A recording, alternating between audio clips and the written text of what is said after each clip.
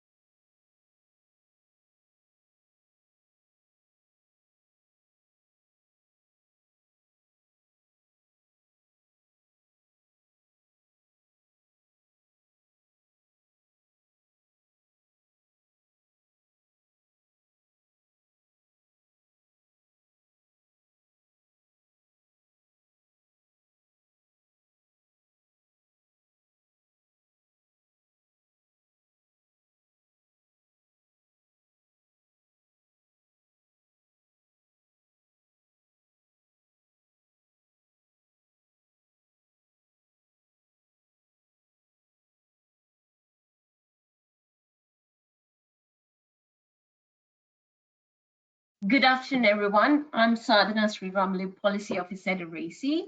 Welcome to today's webinar on calling for a children's COVID recovery plan by Nicole and Hawa Mohammad.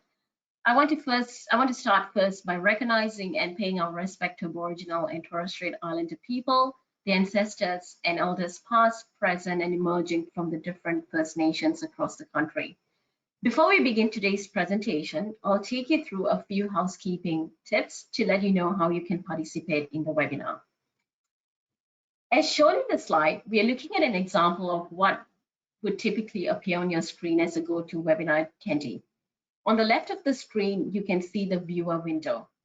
This allows you to see what the presenter is sharing on their screen. On the right is the control panel, which allows you to participate in today's webinar. By clicking the orange menu here, you can open and close your control panel. You can also click on the view menu at the top of the window to see the control panel to hide or to auto hide when it's inactive. Within the control panel is the audio pane as indicated, and here you can choose how to listen to the webinar and test your audio settings. By default, you will have joined the webinar via your computer's microphones and speakers. Highlighted is the option to check your audio setup. If you prefer, you can listen to the webinar via telephone by selecting Use Telephone, and the dial-in information will appear, including an audio pane. If during the webinar you are experiencing audio issues with your speakers or headset, please use this option. Another pane available to you is the questions pane. Throughout the webinar, the audience will be muted. However, you can ask the presenters questions at any time by typing them in this field and clicking send. You can also raise your hand for help. Today's webinar will be about an hour, and at the end of the presentation, we will have a Q&A session to answer as many written questions as we have time for. If you have any technical difficulties, please send your written questions to staff via the questions pane, and we'll respond as soon as possible. We will be recording today's presentation, and it will be available on the ARACY website soon. I will now hand you over to Diana Harris from ARACY to formally commence the webinar and to introduce today's presenter. Thank you. Good afternoon. Thank you for joining us for this webinar, where we'll be looking at the impact that COVID-19 has had on children and young people and what we need to do to mitigate that impact, both now and into the future, to make sure that more children and young people in Australia can thrive. With me today, I have Hawa Mohammad. Hawa is a member of the ARACY board. She's in the 4th year of her double degree at the University of Technology, Sydney, where she's studying law and communications, and she's working as a paralegal at Minter Ellison. Hawa is also a UNICEF Young Ambassador with extensive experience in listening to the voices of children and young people and getting those voices where they need to go, to our politicians, our policymakers, and the people who make decisions that affect children and young people in Australia. Hawa is also a Youth Advisory Board member on the Multicultural New South Wales Advisory Board, where she advises the Minister for Multiculturalism on diversity, inclusion and cohesion. Also with us today is Nicole Breeze, the Director of Australian Programs at UNICEF Australia. Nicole has long experience in leadership and management roles in not-for-profit organisations in Australia and internationally. She's worked in senior roles at Oxfam Australia, Caritas Australia, and for the Edmund Rice Centre for Justice and Community Education. Nicole, I'm not even going to go through all your various degrees because you have too many. Suffice it to say that this is a highly qualified woman who knows whereof she speaks. I want to thank you both. I second fiddle to Hawa today, so it's wonderful to be here. Thank you, Diana. Thank you both for joining me to talk about the effects of COVID on children and what we can do about it. Okay, so let me just work out how I'm driving here. So I think probably some very wise words came from the United Nations Sustainable Development Group fairly early on in this pandemic, where they said, children are not the face of this pandemic, but they risk being among its biggest victims. And we've seen that play out in a whole range of different ways. We've had talk of the shadow pandemic of mental health and the effects that that's had on particularly children and young people. We've seen the Delta variant changing the rules. It's gone from being a disease that children and young people were less likely to catch and certainly less likely to be affected by. And as children and young people become our largest group of unvaccinated, we're seeing that change as well. Globally, there's been some tremendous impacts on lost learning, increased child marriage, many things. But today we'll focus on Australia.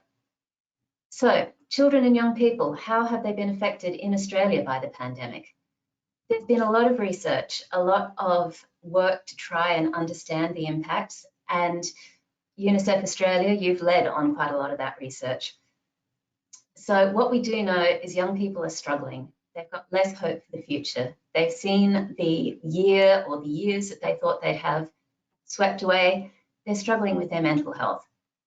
We know that young people have experienced disproportionate financial hardship. In the early days of the pandemic, young folk were losing their jobs at twice the rate of average Australians. And we also know that when that happens early in your career, you experience long-term economic scarring that can take decades to catch up. And we're only just starting to understand the impact of having lost all that learning. Children in Victoria, in Melbourne in particular, hundreds of days of school lost. And as we know, school is much, much more than a place of learning. It's a place of social cohesion, it's a place of social learning, it's where you find your friends, and even those extracurricular activities have all been lost as well. Tell me then, and let's go to Hawa first, does this sound right from what children and young people have been telling you? Yes, thank you, Diana.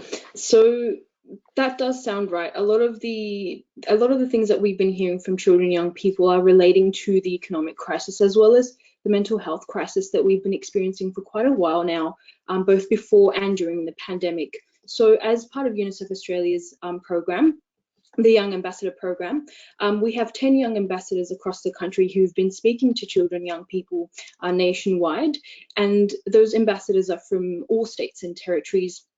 We've been holding consultations and we've listened to over 3,000 children and young people, and quite significantly, yes, we have been hearing about mental health, and that was exacerbated by the pandemic. Some of the real big concerns that we've been hearing from children and young people in terms of mental health is around stigma. Stigma is a big issue. I remember a young person telling me, when she would go to the counsellor's office at school, she would get people looking at her and there'd be talk behind the scenes of, so-and-so is going to see a counsellor. And so we still have a long way to go In terms of destigmatizing mental health, I spoke to children and young people in rural and remote areas and regional areas who said the nearest headspace would be hundreds of kilometers away. And so there were also confidentiality concerns, because in small towns and rural areas, the community is quite close and they know each other. And it's quite often that the person, the therapist speaking to you, or the psychologist or the psychiatrist speaking to you, may well be someone that your parents know. And so there's that huge issue with confidentiality for children and young people, and that makes mental health services inaccessible. And so we've been hearing from children and young people that they want services that are confidential and that are both detached from their inner communities, and they want external services so they feel safe to convey their concerns.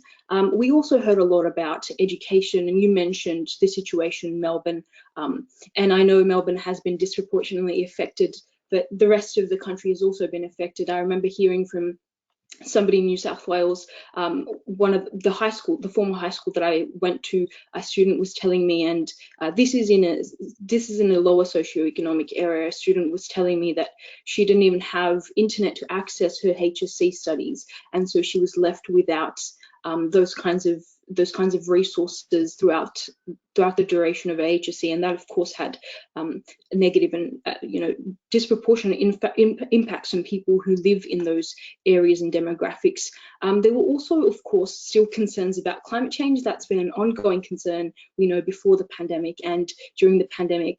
After the Black Summer bushfires, that's been exacerbated as well, and children and young people are really, really calling for leadership in that space. So it's all of these issues are connected, right? You have the economic crisis, you have the mental health crisis. All of this is like a domino effect. One relates to the other. If one is imbalanced, the other is bound to be affected by it. And of course, the economic crisis is connected to the mental health crisis that we're having. We're afraid that children and young people who are in those lower socioeconomic areas might be pigeonholed into lower income earning careers. And so you have quite well wrapped up the issues that children and young people are facing due to this pandemic and were facing before the pandemic. And I'd love to hear more about what Nicole has to say as well, because she has a lot of data on some of these issues. Just before we go to Nicole, I'm going to move to the next slide, because you raise a really important point, Hawa, and that is that disadvantage has been deepened. And you mentioned internet at home. We know that that's a problem that goes across all parts of Australia, but we also know that First Nations students are 4 times less likely to have internet at home. And we also know that students with disability really didn't do well during the pandemic either. Schools struggled, despite all the good work, to move quickly to remote learning. That was something that didn't work for everybody. Yes, so Nicole, you add to that. Thanks, Diana. And perhaps just to begin by acknowledging that I'm on the lands of the Gadigal people of the Eora Nation. It's wonderful to be here today with Hawa and yourself. So, yeah, look, I think what Hawa is describing is what our amazing young ambassadors heard from children and young people across the country. So I think the lived experience of children and young people is really telling us that we've got some pretty clear challenges in front of us. But I come back, Diana, to that opening slide and the words of the United Nations Sustainable Development Group. And I think back in April 2020, which I think unfortunately has become a bit of a prophecy, children and young people aren't the face of this pandemic, but they risk becoming its hidden victims. And I think that's what both what the lived experience that Hawa is helping to reflect us, but also what the data and evidence is telling us is the case here in Australia. The evidence is piling up and it is compelling, and it really is telling us that this pandemic has disrupted the lives of children and young people across our country in profound ways and across multiple dimensions of their life. And what we know is that that's an issue for us right now, but we also know that without concerted action, the consequences of this threaten to be long-lasting. And despite the compelling evidence, both from the lived experience of children and young people and from what all the data and research is starting to tell us, unfortunately, we don't believe that children's priorities are being given sufficient attention, and we have to do more, and we have to do more urgently to take this into account and to put them into the centre of our thinking and response. To your specific question here, Diana, and this slide, I think absolutely this is our concern. We know that the pandemic has exacerbated some of these existing challenges that we were already struggling with in Australia prior to the onset of COVID, and we're seeing this widening and deepening of inequality. So those type of statistics there, I think, are shocking. If you can imagine the experience in households without internet, trying to accommodate and work with remote learning, that's impossible. And also, Diana, the Australian government commissioned 6 different pieces of research to try and understand the impacts of remote learning on children who were vulnerable already and at risk of poorer educational outcomes. And it clearly identified the challenges for some First Nations children, both because of a statistic like that, but also because what it meant is that our First Nations students were unable to access the Indigenous learning support that they would be accessing within their school setting, and also some of the methodologies which are appropriate to and suited to learning styles just are much more difficult to translate into these more generic approaches to curriculum delivery. That very much echoes what we've heard from CIDA and other organisations looking at the experience of children and young people living with disability as well. Some young folk thrived during remote learning, it really worked for them. Others, you couldn't replicate the support that you got in the classroom, you couldn't replicate the experiences and the kind of learning that you were able to get in those group settings, and it's seriously disadvantaged some people. And I think you make a good point, Nicole, in that we know that disadvantage compounds. So if you are in overcrowded housing, if you are unable to find that quiet space to study, if you are all fighting for one device or dodgy broadband, or are all trying to work off dongles, then that's obviously going to have a significant impact. And I'm aware that one of the pieces of research that you referred to there is looking at disengagement and just how many kids we lost during that period. Kids that with the right support might have stayed in school longer, but who have now disengaged from learning and need to be found and brought back if we possibly can. Going back to some of the silver linings though, and how you touched on this in terms of access to mental health support, one of the things that was done was a real sort of loosening up and broadening of access to things like telepractice. And again, that doesn't work for everybody. It assumes that you've got good broadband access, that you've got a quiet place to have your online therapy, that you can even still get in, because we still know that the mental health system is strained to breaking point for young people in Australia. But in terms of some of the young people that you were speaking to, did they talk about telepractice and how that had worked for them or not? We didn't hear a significant amount about telepractice, but we do know some of the benefits for those living remotely. In terms of that, I think it is a good practice to have telehealth services for those who can't access it in person. But as you mentioned, of course, there are prerequisites and there are requirements that you need to have. You already need to be in a position of privilege in order to access that internet. And as we know, one of the huge issues that we've been raising with government is the fact that not everyone has access to internet, not everyone has access to adequate internet, and NBN particularly, people are having huge issues with that. And so, of course, there are these prerequisites that children need to fulfill before they're able to access. But the overall sentiment has been that children and young people in those regional and remote communities do not have adequate access to mental health services. Yes, I think there's no disagreement there. Okay, so how do we solve this problem? And Nicole, I know you've got some ideas about this. Yeah, well, it's certainly not going to be one organisation alone that solves this, Diana. It's really what it's going to take is increased focus and an increased commitment, particularly by governments, to prioritise and recognise that children and young people are a distinct stakeholder group in our population. Despite all of this compelling evidence about these deep and concerning impacts, what we're seeing is that the policy responses are being designed primarily with adults in mind. And what that is failing to do is, unfortunately, recognise the distinct needs of children and young people. So one of the things that we've been advocating for, I know our National Children's Commissioner, Anne Hollands, has been very strong on her calls for this as well, is the need we have to elevate children's priorities at the national level, to commit to a national plan which would lay the foundations for children's health, safety, development and well-being long into the future. What we're seeing, I think, in our policy landscape, and we're continuing, you know, this has been the case for a decade or more. We're seeing the fragmentation, the siloing of policy settings, and without a mainstreaming almost of an approach of how do we actually deal with and address some of these fundamental challenges. You know, I think we've got 11 different policies and strategies at the national level which are attempting to address some element of improved outcomes for children and young people.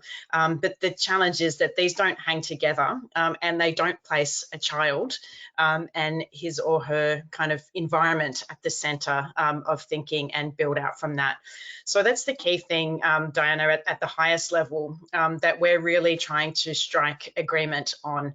It's the need to create this national plan for children and young people, a plan which is led by a cabinet level minister who can be accountable for that. So that's the big vision for us. But then also, Diana, I think there are some immediate actions that we've got to fast track when it comes to these acute and pressing challenges of the pandemic.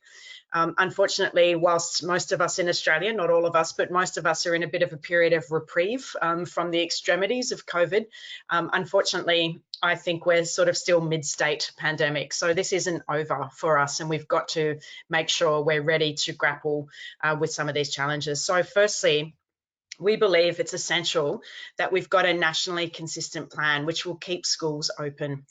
It is so essential that children and young people can remain connected to their learning, but not only their learning, to everything else that a school offers. We saw in New South Wales, the government be able to identify a particular industry, and that industry was construction, to elevate and prioritise the continued safe operation of the construction industry. So we've seen it's been done, and what we need to see is that schools are the last places to close in any outbreak and the first places to reopen. And we've got to make sure that that's nationally consistent. We can't afford a situation where you know, some states and territories may be, as an emergency measure, closing schools as a first resort. You know, we really have to lock in place this nationally consistent plan. I could go on, Diana, but I'll pause. There are plenty of things, but so let's hear from Hawa again, and please ask us questions in any direction that you think is interesting. Sure. Well, I think probably one of the critical elements of getting a COVID recovery plan for children and young people right is going to be listening to children and young people. And that's not something that we historically have done very well. You mentioned, Nicole, that children's issues have been mainstreamed to some extent, and that always runs risks of, if it's everyone's responsibility, it's no one's responsibility. We don't even have a children's portfolio at cabinet level, so I'm not even entirely sure who's going to be responsible for our children's recovery plan, although I have some thoughts. So Hawa, I know that it's a theme that keeps coming out, and we've seen it in UNICEF research, we've seen it in other places. Children and young people want to be involved, they want to have a voice. That's absolutely correct. And children and young people, throughout our consultations, every single consultation I've done, we've been asking at the very end what they'd like their leaders to do. And a significant proportion of those responses have been, we want to make change, we want to help, we have the capability, but we just don't have the resources. And part of that is that we've been advocating for roundtables in different communities. So when we spoke to politicians, they said to us, what can we do to help? And taking the suggestions of children and young people, we've said to these politicians, make youth national roundtables and also roundtables in your own community to listen to children and young people. And some of these politicians have gone and done that. Others weren't so open to the idea, but the ones who did go and establish those roundtables in their communities, they were well across the issues that children and young people were advocating for and were really telling them about. And so children and young people want to be a part of the decision-making process. They want a seat at the table, but they want a seat at the table that is respected, that is given the opportunity to speak out, and that is not just listened to as a media motive, as a political motive. They want meaningful listening, in the sense that they want their issues to be actioned, and part of that action is actually politicians keeping their promises to children and young people. And we know that participation is a huge part of children and young people's lives, because if they're not listened to, they're going to be disenfranchised. And we see a lot of young people disenfranchised with the political system. And we see this in the rise of populism. We've seen this in different countries around the world where people are just not being listened to, and their thoughts and ideas are not being taken into account by government. And children and young people, unfortunately, are at risk as a demographic of just being forgotten about. We talk about this a lot. We say, oh, we should listen to children and young people, but we're really not actioning the ideas that they have portrayed to us, and they're really trying to elevate their voices, but they don't have a proper seat at the table at a national level. And you've mentioned that there's not even a children's portfolio in cabinet. So there's no real meaningful way to engage with children and young people. Yes, there are advocacy groups out there advocating for this group of people, but children want to directly portray their concerns. They don't want to go through different stakeholders. They want to be listened to directly. And that's something that we've been hearing a lot in our consultations. Just briefly support what Hawa was saying there, Diana, and I've been brushing up. I don't know if you can see this. I keep this on my desk. This is the Convention on the Rights of the Child, and I'm sure everybody participating in today's webinar is interested in these issues, so is very familiar with this document. But of course, we know that what Article 12 says is that children and young people have the right to participate in decisions that affect their lives. So we fundamentally believe that that's not only a right which is enshrined under the Convention, and not only is it a nice thing to do, but it's fundamental to good outcomes. It's that classic saying, you can't build policy about us without us. And if we wonder and scratch our heads about why, despite all these investments, despite all these commitments in an area like mental health, we're still seeing these really concerning declining trends in outcomes for our young people and for children across the country. As Hawa has spoken about, young people are talking about very clear reasons, associated with stigma, associated with kind of design which doesn't take into account their specific requirements, their specific interests, their specific needs. So, this point about participation, we can't stress this enough. And I think there's a double benefit that comes from it. The first benefit is you get stronger policy outcomes because you've got those people for whom the policy is designed to assist having a role in shaping it, firstly. But secondly, what we hear is a sense of, despite what Hawa is describing about a willingness to be engaged, a desire to be engaged, a feeling of frustration and disengagement that young people have because they lack these avenues and opportunities. And I think if we can strengthen these avenues, then that helps to resolve some of that issue as well. So it's got the dual benefit: better policy and stronger engagement, and also living true to the commitments in the Convention. Well said. Now I'm going to stick a pin in that comment about we need pathways, and we'll come back to that a little bit later when we talk about the things that are exercising children and young people in terms of issues beyond the pandemic, because I think there's some really interesting things emerging in the ways that children and young people are finding to have their voices heard. But before we move away from COVID-19, I do want to touch on vaccinations for children and young people, because when we were making policy about vaccinations, it was pre-Delta, kids and young people were back in the queue, and that has proven to be possibly not the best choice. When you were out doing your consultations, was there an appetite for vaccinations? What did young people have to say about the information they were receiving about vaccinations and their access? When we were doing those consultations, there wasn't that huge information coming through about vaccinations. I think it was only when we knew that there was no other way towards recovery or towards going back into society that people really started worrying about vaccinations. It was kind of it wasn't really a front of mind issue at the time when we were talking to children and young people. So they were speaking about the significant impacts of lockdown, because that's the kind of situation that we reached them in. But definitely, I imagine that now, or a couple of, I would say 2-3 months ago, when we were at the real height of the second, third wave, third for some states, but when we were at that second or third wave, that's when I think children and young people would really be stressing the need for vaccinations. I have heard from children and young people in my own community that weren't eligible for the vaccine. They weren't pharmacy workers, they weren't healthcare workers, and these young people we know were really willing to get vaccinated, but simply didn't have the resources to, or they weren't permitted to, or they weren't eligible to. And it's heartbreaking to see, because so many children and young people are willing to protect themselves and their communities, but there just wasn't that huge support given to them, and they weren't one of those demographics that were eligible. So of course it has disproportionately affected particularly those in cowed backgrounds, because there's a lot of vaccine hesitancy that's been going on in different communities, and I know that that's been a barrier for some children and young people, because their parents haven't really believed in the fact that vaccines work, and that's kind of affecting them, and affecting them in the sense that they want to get vaccinated but they don't have the permission to. So every child and young person has different worries in terms of the vaccine. Some say, will we have access to booster shots? The others say we can't get it because our parents don't let us, we're still under 18. And others might just have accessibility issues because they're just not eligible for it.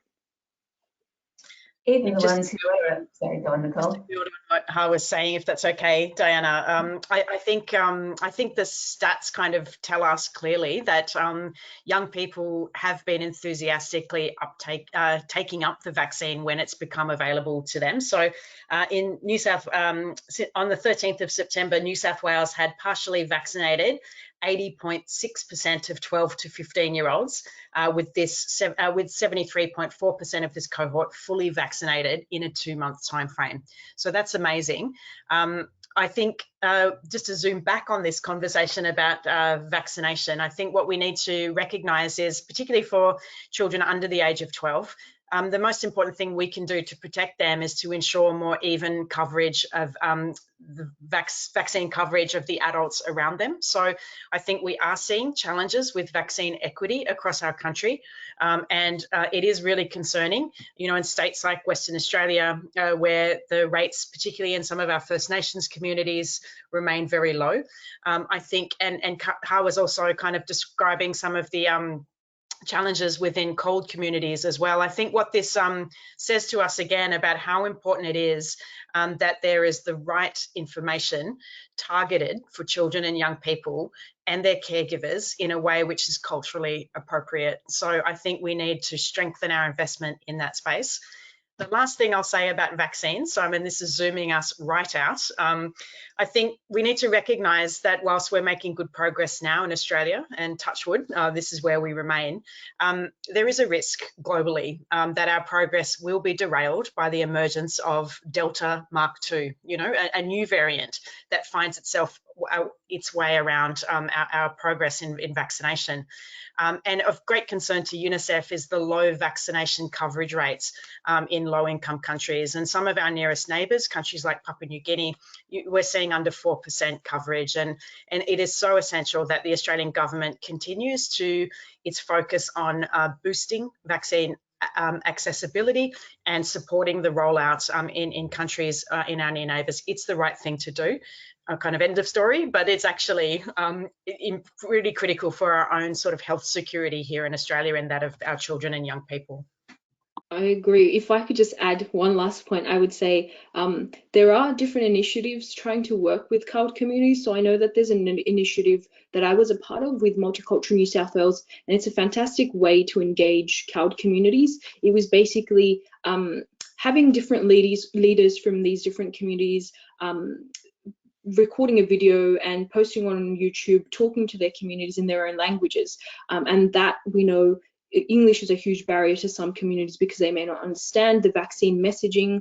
And so when we had these community leaders record encouragement for getting the vaccine, we did see higher rates of vaccinations in those communities as well.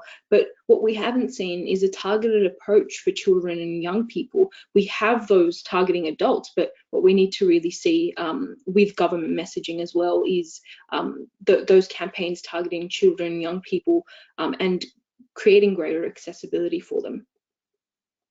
I agree. And one of the things that we know that CALD children and youth do is they act as interpreters, liaisons, translators for their own families. And I know that one of your UNICEF Young Ambassador colleagues is doing similar work combating vaccine hesitancy in his community in Melbourne. And so I think that if we can get that messaging right for children and young people in multicultural communities, I think that will spill over in the way that you're describing.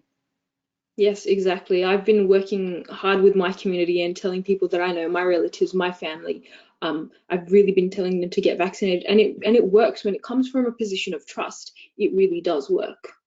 It's effective. I've seen your videos, Hawa, and they're brilliant. It's amazing work that you're doing. Maybe we can add them into the chat later on. Where to find Hawa's videos. Yes, we might. And Nicole, you talk about the global vaccination effort, and I want to touch on that for a couple of reasons. One is that in our joint piece of advocacy calling for a COVID recovery plan, you've got a 6-point plan, and the 6th point is leave no one behind in our pandemic response. And that's recognising that while our headline figures might be good, when you drill down, we're not there yet in terms of equity.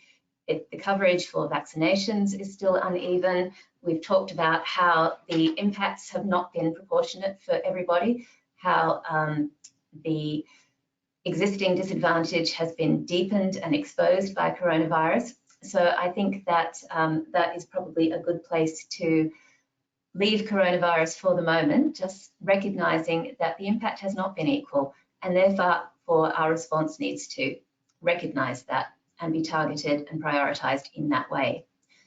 This is a good segue, and Hawa, you touched on this earlier in our conversation when you said that the things that children and young people were keen to talk to you about were not just coronavirus, but the other things that were still going on and which have lost a certain amount of focus. And here's one of the people that you and your colleagues spoke to who said that other major issues lost all the attention.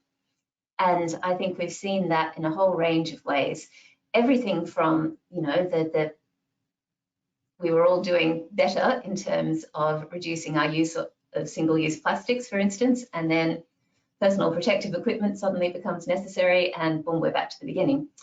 Now, people are starting to recognise that and how those changes are affecting the way that we go forward.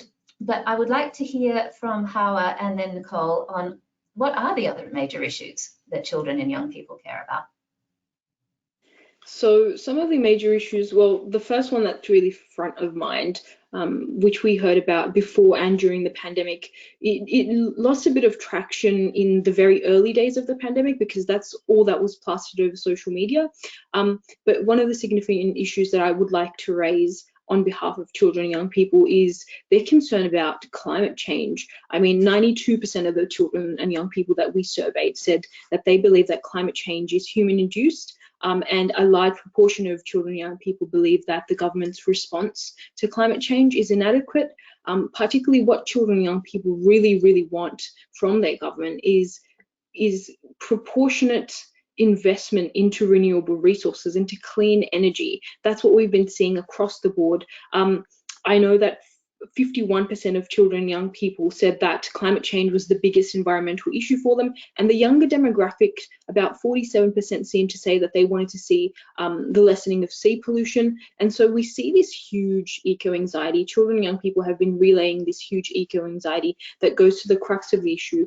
Our government really isn't doing enough to invest in climate change and to invest in those technologies, because as one of the Western nations, as one of the developed countries, we are really lagging behind.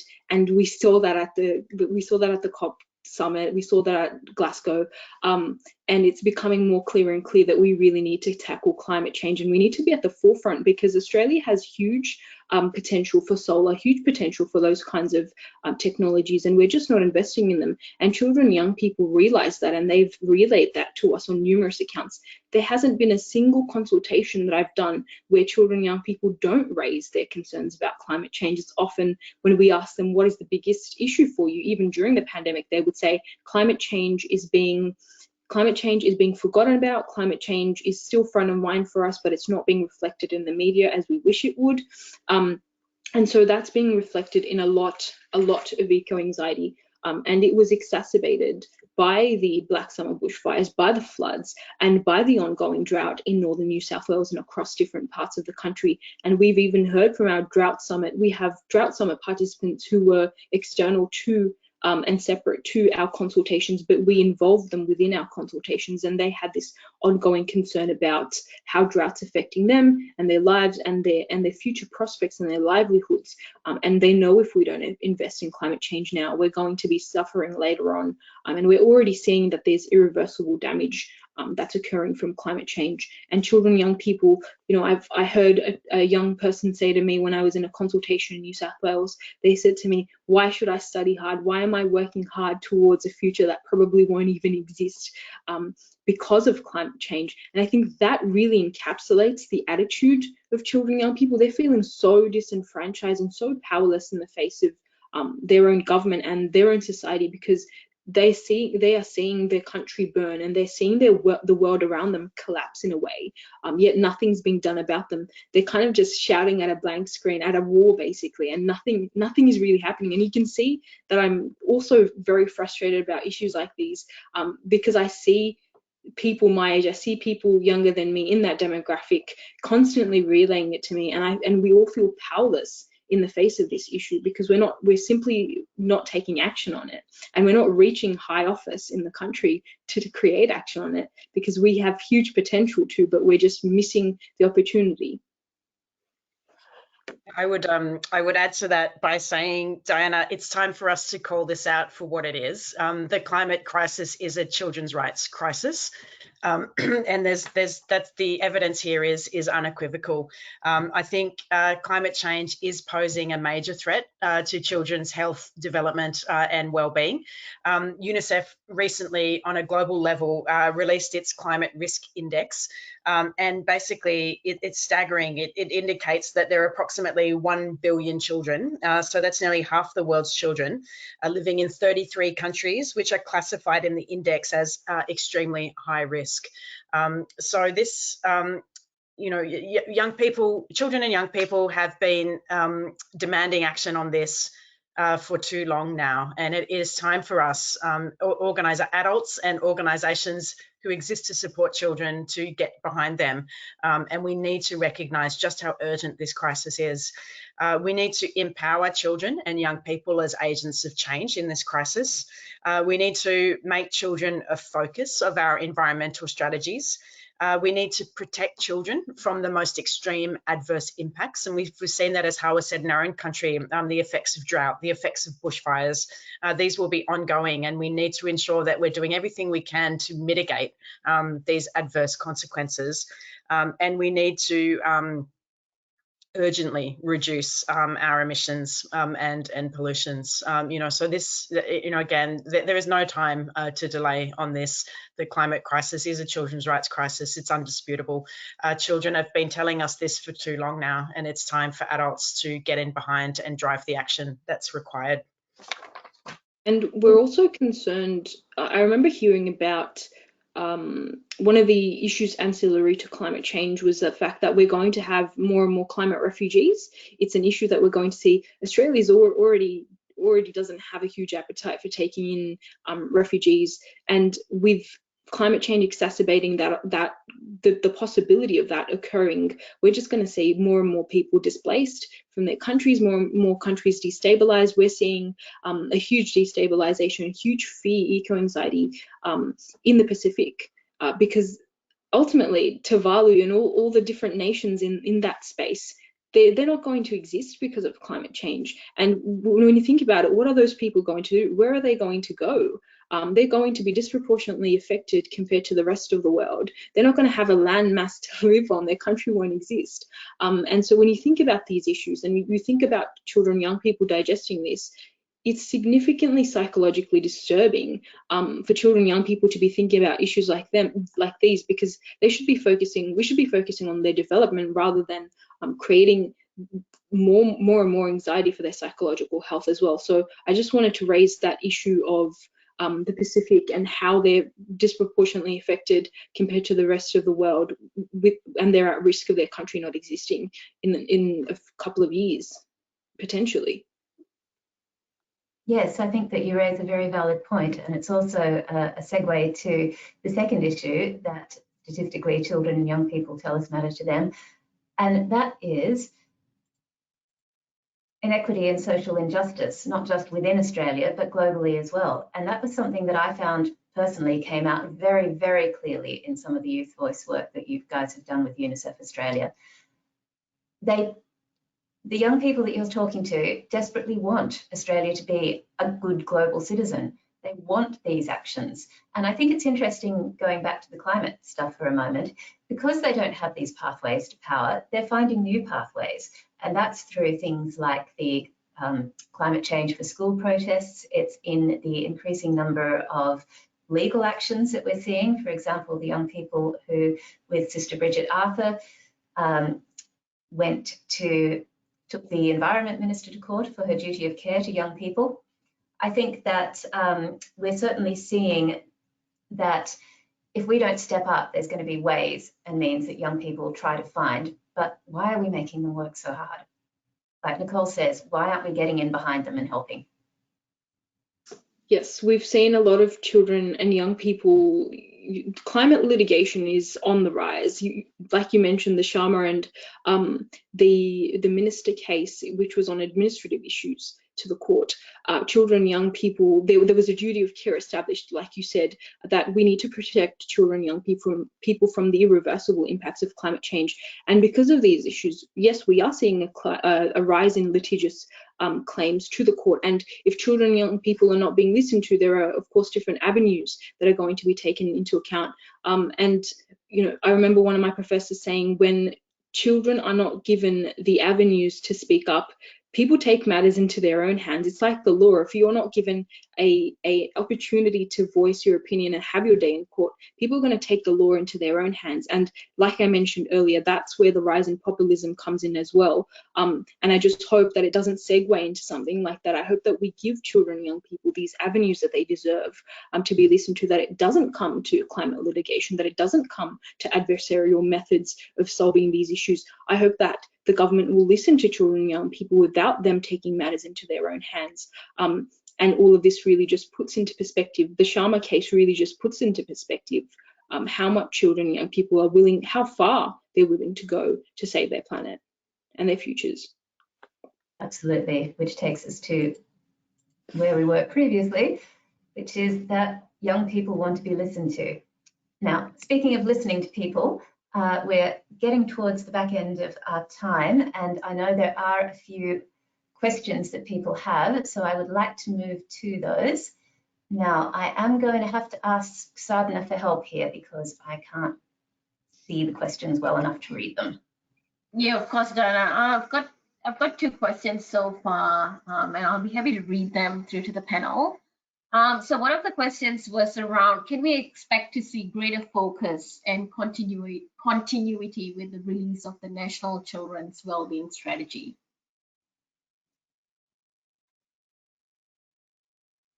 Sadhana, could you read that again for us?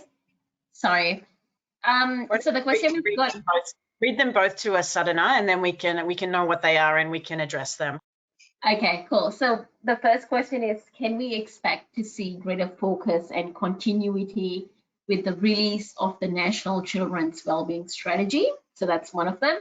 And the second one that we've got is how to effectively target resource, and what are the panel's thoughts in relation to moving beyond looking at homogeneous groups and towards focusing on the needs of these groups in specific postcodes and geographical locations. Is it time to explicitly target research and resource? And is this an opportunity to do so? Hawa, how about I have a go at the first one? You can have a go at the second one. Yep. So in terms of the National Children's Wellbeing Strategy, the first thing that I'd stress is we haven't yet had the commitment to develop and deliver one. So I think what we need to do is continue our concerted advocacy and engagement with governments. A federal election always provides an opportunity to be interacting with both sides of politics to ensure that we're getting the strongest possible commitments to children and young people. So I think all the organisations listening to this webinar should be thinking about that. You know, how do we really ensure we can get traction around this need? So that's the first thing I'd say.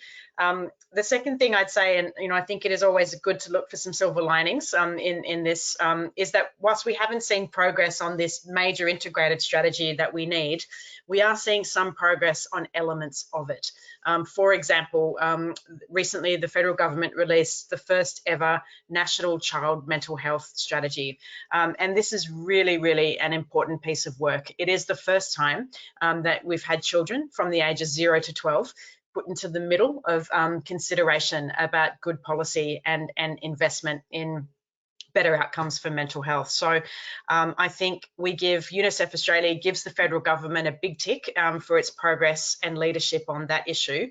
And now what we need to ensure is that we stay the course. If I come back to the questioner's kind of point, are we going to see kind of stronger focus and continuity through work like this? We need to ensure that that is the case. We need to ensure that those investments continue to flow in support of implementation to the National Child Mental Health Strategy, but we've got to lift the lens and get up on the balcony at 40,000 feet, and we have to keep this call up for an integrated national strategy for children's wellbeing. New Zealand's done it. People probably know who the Minister for Children in New Zealand is. The Minister for Children is Jacinda Ardern, the Prime Minister. So we need an elevated responsibility for children's outcomes in Australia. So over to you, Hawa, to add to that or to pick up the second. Yes, I definitely agree. Like, we need to focus on children and young people, and we need to ensure that that national plan is advocated for and it's continued, because without it, we're going to see disproportionate impacts on children and young people. In terms of the second question, first of all, very good question. Thank you for raising it. And it was something along the lines of how to effectively target resources and how to make sure that we reach those communities that are most in need within children and young peoples. And I would say that we need a peer-to-peer model. 2, we need a model that is once again effectively targeted, and I think that needs to be rooted in research.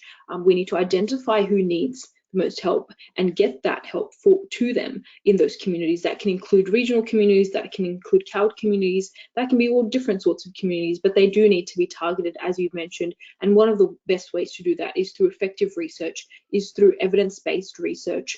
And all these advocacy groups are working together to ensure that resources flow to the places where they're most needed. But I would raise on this point, we shouldn't just be targeting places that are affected. We should also be preventing situations to escalate to that. And we should be providing help to people who are at risk also of falling into those situations. And the best way to do that is through community-led responses, with not leaving communities out of their own emergency responses or out of their own resource allocating, because we know that if the government or if advocacy groups just work in the interests that they think are the best for those communities, it's not going to work. You need to work within those communities and their leaders to create a community-led response including children and young people at the table. And it all goes back to that aspect of participation, of the importance of grassroots initiative. It's all about participation and inclusivity at that point, and that's the only way that we're going to target and effectively target resources into those communities and provide that help for them. Thanks, Hawa. Now that goes to, I'm sort of squinting at my screen here, but that goes to a couple of the other questions, which are about targeting services and targeting our efforts. And also there's a question here, which is a really good one, which is that for the folk that we're talking to today, to a large extent, we're preaching to the choir. How do we convince the people who need to know? How do we get the actions that we need? And there's a specific question on whether there's been anything being done in terms of sizing and costing the future cost of not acting now, to which I would say that there are various pieces of work. But one of the things that we're trying to do, both here at ARACY and with our partners at UNICEF Australia and with others, is pulling that information together and doing that knowledge translation piece that helps people understand what the costs will be if we don't act now. And I think, Nicole, I'm going to turn to you now because you're the woman with the stats at your fingertips. And we know that the evidence is there. We know that the evidence is stacking up. We do indeed know that, Diana. And let me just go to that first question just about, I think the person who's asked it is right. You know, we're talking to each other about this and how do we build momentum and support for this more broadly within the Australian population. We had UNICEF Australia, we had our board meeting this morning, and the National Children's Commissioner, Anne Hollands, was a guest in our boardroom, and we had a great conversation about this. And what Anne Hollands said, and I thought, gee, that's absolutely spot on, isn't it? Is that not many people recognise that children are the domain of policymakers. She was referring to some research out of the US, and she was sort of talking about sort of public sentiment, which thinks about children as an appendage to adults, most often women. You know, so there's more work we've got to do to make the case about why it is so important that we focus on children and their distinct needs, because I think inherent in the question is the fact that there is a limited understanding about why this matters. So I think we need to all utilise the media more effectively. We need to continue to make the case in accessible ways about why this matters, about why it matters right now for outcomes for our children, but why it matters for Australia over the long term in terms of productivity, in terms of well-being, and so on. I think I would agree with the sort of suggestion implicit in that question is that there's so much more work we do to turn this into a kitchen table conversation in households. We've got to build the demand for better governance in this area. Just to the second question, Diana, whilst I have a few stats at hand, unfortunately, I don't have access to the economic stats right now. But I think stop you there, Nicole, because we've only got about a minute left. And right. I think that is a good place to stop on those wise words of Anne Hollands. And you've touched upon ARACY's unofficial motto, which is that all policy is children's policy. But you're right, it goes beyond policy. It's about seeing our responsibility as everyone's responsibility for children. And that goes right from the highest levels of cabinet all the way down. There's more we can be doing to demand better for our children.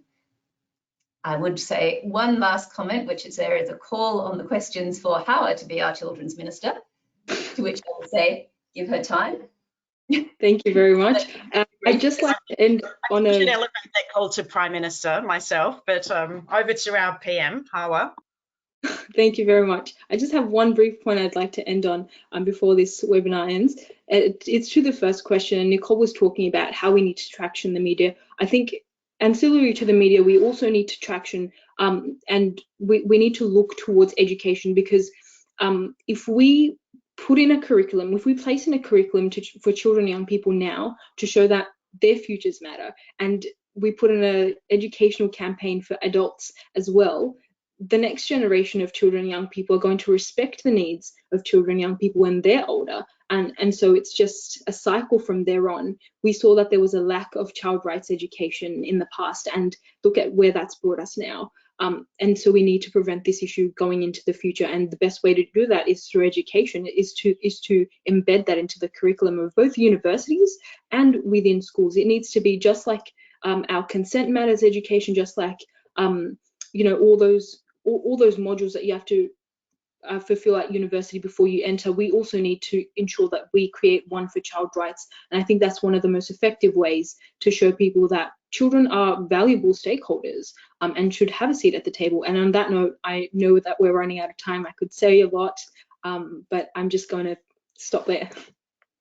I think that is an excellent note to leave us on. I'm going to finish by saying thank you both for joining us today. Thank you to our audience and to everyone who sent in questions. If we didn't get to your question, we'll do our best to answer it in the chat later on, so that when the recording of the webinar goes up, you'll see the response there. Thank you so much, Hawa. Thank you, Nicole. Thank you. Enjoy the rest of your days, and thank you for joining us. It's been a pleasure. Thank you very much.